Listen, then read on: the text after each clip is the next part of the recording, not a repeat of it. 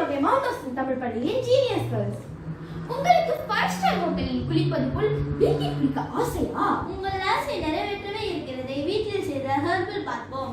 Herbal பாத்போம் முழுக்க நம் சருமத்தை பாதிக்காத இயற்கை பொருளா செய்யப்பட்டது. ஹெர்பல் பாத்போம் சந்தனம், மஞ்சள் தூள், வேப்பிலை சாறு, பன்னீர் ஆகியவற்றை பயன்படுத்தி செய்யப்பட்டுள்ளது.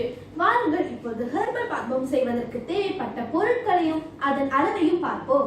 1 குவளை பேக்கிங் சோடா, 1/2 குவளை சிட்ரிக் ஆசிட், 1/4 குவளை சோளா மாவு, 1 டீஸ்பூன் மஞ்சள் தூள், 1 டீஸ்பூன் சந்தனம், 10 ml வேப்பிலை சாறு, 5 ml பன்னீர்.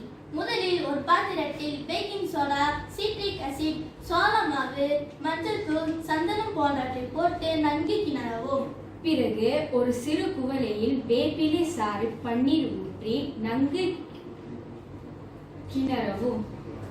அந்த கலவையை இந்த பாத்திரத்தில் ஊற்றி நன்கு பிசைந்து அச்சில் போடவும்.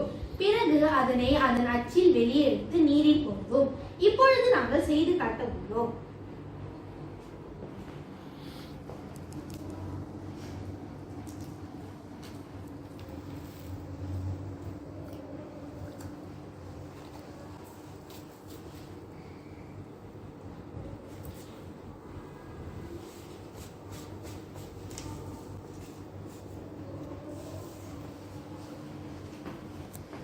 ஹெர்பல் பாத்போம் பொங்குவதற்கு காரணம் காரைத்தன்மை கொண்ட பேக்கிங் சோடாவும் காரத்தன்மை கொண்ட சிட்ரிக் ஆசிடும் ஒன்று சேர்ந்து பொங்கி சவர நீராக மாறிவிடும்.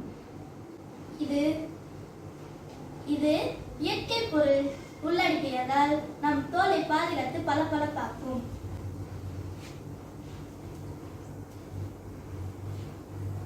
முதல் நன்மையானது தோலுக்கு எந்த ஒரு பாதிப்பும் இல்லை. நம் கடையில் வாங்கும் சவரக்குமிழ் பயன்படுத்தி குளித்தால் அது நம் தோலை பாதிக்க வாய்ப்புண்டு. காரணம் அதில் பல கலப்படம் கலந்துள்ளது. ஆனால் இந்த ஹெர்பல் பாத்போமை பயன்படுத்தினால் நம் தோலை பாதிக்காது.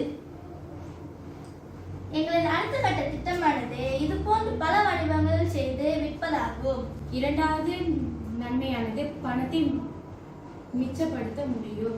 கடையில் வாங்கும் சவரக்குமிழ் பயன்படுத்தினால் சில நேரங்களுக்கு மட்டுமே நறுமணம் வீசும். அதனால் சிலர் கடையில் வாங்கி வாசனை திரவம் வாங்கி பயன்படுத்துவர். நாம் ஹெர்பல் பாத்போம் பயன்படுத்தி குளித்தால் நாம் வாசனை திரவம் வாங்க தேவையில்லை.